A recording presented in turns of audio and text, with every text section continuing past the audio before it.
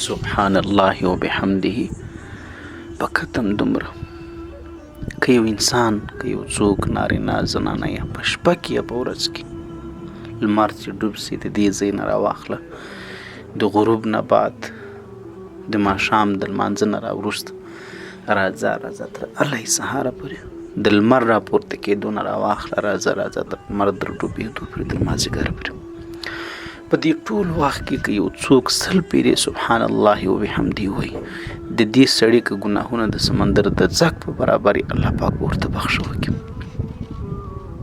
د مسلم حدیث دی، د ترمذي او د نسائی حدیث دی، د درې سره کتابو د یو حدیث نقل کړی دی.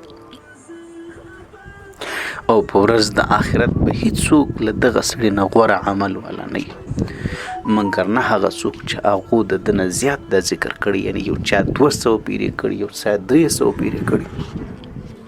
هغه بزرګانو ته سلام چې هغو به اذکار خپل روزانه د شپې او داسې خپل معمولي چې کوم اذکار به معمول ګرځولي ول، د معمول اذکار به زر کراته کول، زر زله سبحان الله وبحمده، زر سبحان الله وبحمده، سبحان الله العظیم، زر لا اله الا الله، زر درود.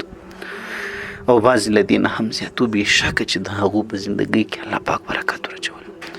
د دې درک خو دلته په دنیا کې انسان ته نه معلومیږي، هسې په موږ ژوند تېرېږي، تېر سو. دا یو منټ که بیا ته په سرو زرو کې ورسره تلل وغواړې هم تا ته څوک نشي درکولی.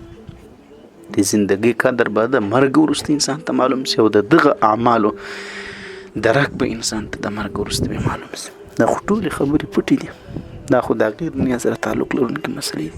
نو دوستانو که مو وس ورسېدي دغسې ابس ټیم مه تېروئ.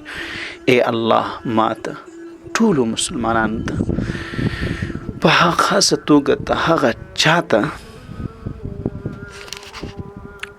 چې زموږ دغه پیغام تر بل مسلمان وروره پورې رسوي، دې ټولو ته رسوونکي اورېدونکي ته موږ ټولو ته دې توفیق را نصیب کړي. لا حول ولا قوة الا بالله. بېشکه د نیکۍ قوت چې تن ورنه کړي چاته انسان یې نشي کولی، د انسان در وس دا په هر خبره ده.